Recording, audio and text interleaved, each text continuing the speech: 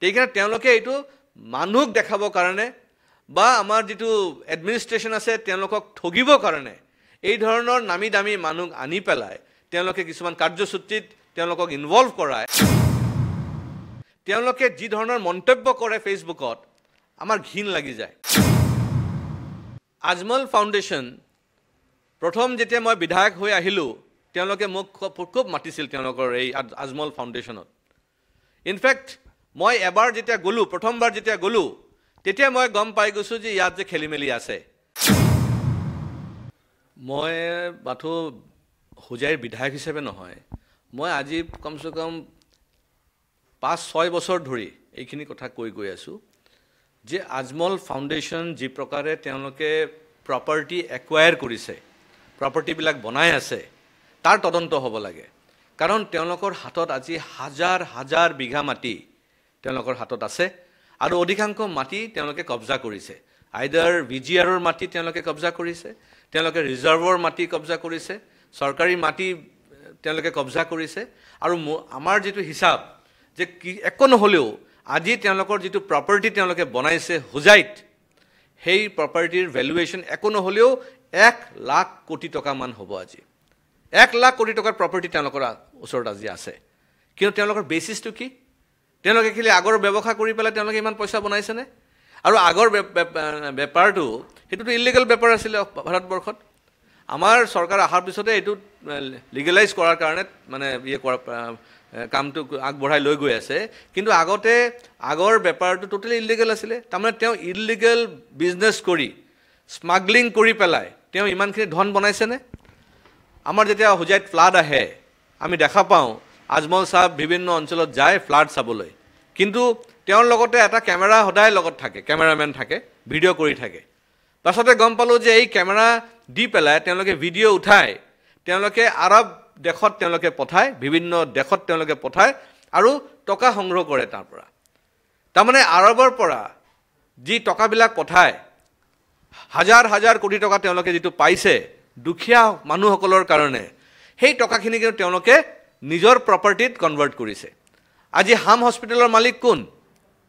ক'ব যে ট্ৰাষ্ট কিন্তু আসলতে গোটেই মানে পৰ্দাৰ পিছফালে গোটেইটো আজমল ফ্যামিলিৰ মালিক হৈ আছে ইয়াতে যে হাজাৰ হাজাৰ বিঘা মাটি আছে তেওঁলোকে যে আগৰৰ প্লান্টেশন কৰিছে ঘৰ বনাইছে স্কুল বনাইছে তেওঁলোকে ইনষ্টিটিউটছ বনাই আছে হেবিলাক মাটি আৰু বিল্ডিং কাৰ পইচা দি বনাইছে আৰু যদি ভালকে তদন্ত কৰা যায় তে নিশ্চয় যেতিয়া আৰব ওয়াৰ্ল্ডৰ পৰা পইচা আহে আৰব ওয়াৰ্ল্ডৰ পৰা পইচা আহাৰ তাৰ কাৰণ থাকিব লাগিব তাহাতৰ মূল কাৰণ হ'ল যে ইসলামিক যেটো ধৰ্ম সেই ইসলাম ধৰ্মটো যেন আৰু বৃদ্ধি পায় মানুহ যেন কনভাৰ্ট কৰিব পাৰে চলেৰে হওক বলেৰে হওক তেওঁলোকে যেন হিন্দু মানুহ মুছলমান বনাব পাৰে তাৰ এইবিলাক চিন্তাধাৰা লৈ তেওঁলোকে পইচাবিলাক পঠায় আৰু তাতে এক্সট্ৰিমিষ্ট গ্ৰুপছ বিলাক ন্যাচাৰালি ইনভলভ হৈ থাকিব কাৰণ আমি জানো যে ইসলামিক ওয়াৰ্ল্ডত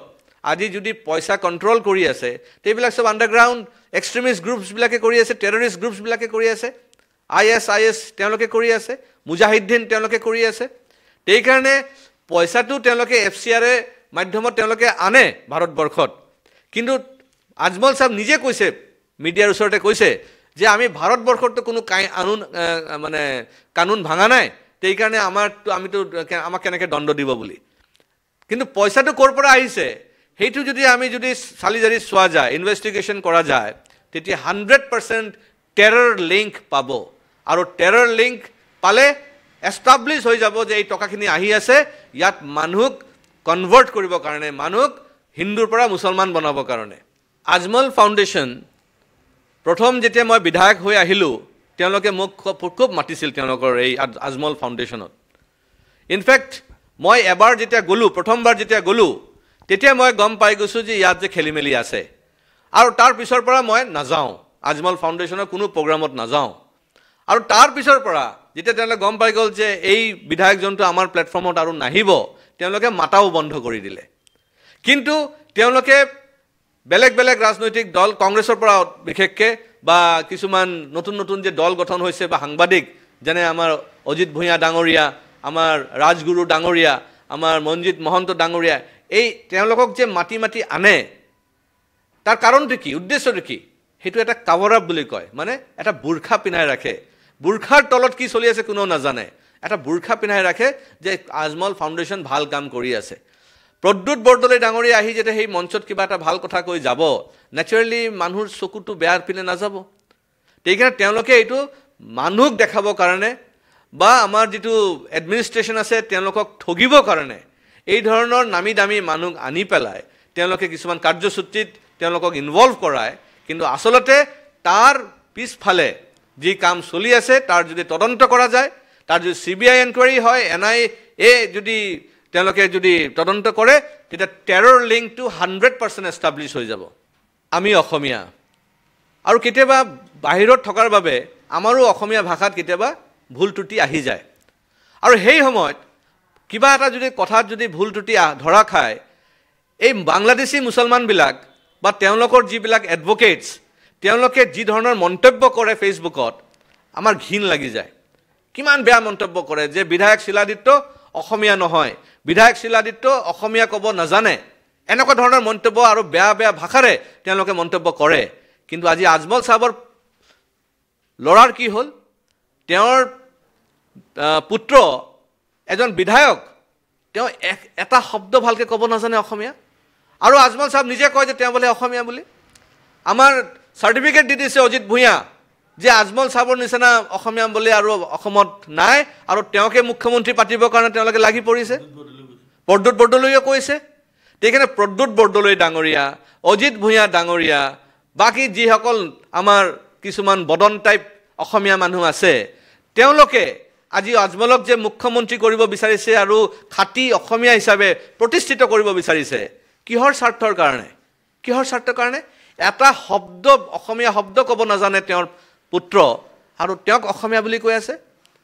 আৰু এয়াতো নহয় যে তেওঁ বিদেশত থাকে, তেওঁ বিধায়ক আজি অসমৰ যমুনামুখ সমষ্টিৰ পৰা তেওঁ বিধায়ক, আৰু সেই বিধায়ক আজি 5 বছৰ হৈ গ'ল, 5 বছৰতো তেওঁ শিকিব নোৱাৰিলে নে অসমীয়া শব্দ এটা? সেইকাৰণে এই যিটো এজেণ্ডা চলি আছে আজমলৰ এজেণ্ডা, আৰু সেই আজমলক এজেণ্ডাক যে কেইজনমান বদনে আগবঢ়াই লৈ গৈ আছে নিজৰ স্বাৰ্থৰ কাৰণে, সেয়া কিন্তু অসমীয়া জাতিক ক্ষতি কৰিব, অসমক ক্ষতি কৰিব। এইকাৰণে মই সকলো ৰাইজক মই আহ্বান জনাব বিচাৰিছোঁ যে আমি আৰু সজাগ হ'ব লাগিব, আমি ৰাজপথত ওলাব লাগিব। কাৰণ নাইতো আজমল যি প্ৰকাৰে লাখ লাখ কোটি টকাৰ মাটি তেওঁলোকে কব্জা কৰিছে, তেওঁলোকে বেদখল কৰিছে, সেই মাটি যদি আমি আকৌ বেদখল মুক্ত কৰিব নোৱাৰোঁ, আমাৰ হাতত কিন্তু অসম নাথাকিব। আৰু যিটো চৈদল্য কৰি যাব পৰা নাই, সেইখিনি কিন্তু আজি আজমলে কৰিব বিচাৰিছে, আৰু তাৰ বাবে বিদেশৰ পৰা ফাণ্ডছ আহি আছে। 100 কোটি 200 কোটি নহয়, হাজাৰ হাজাৰ কোটি টকা আহি আছে। কিছুমান FCRৰ মাধ্যমত আহি আছে আৰু কিছুমান হাৱালাৰ মাধ্যমতো আহি আছে। সেইকাৰণে এইটো বহুত ডাঙৰ এটা আমাৰ অসমৰ ছিকিউৰিটিৰ বাবে এটা ডাঙৰ থ্ৰেট আহি পৰিছে।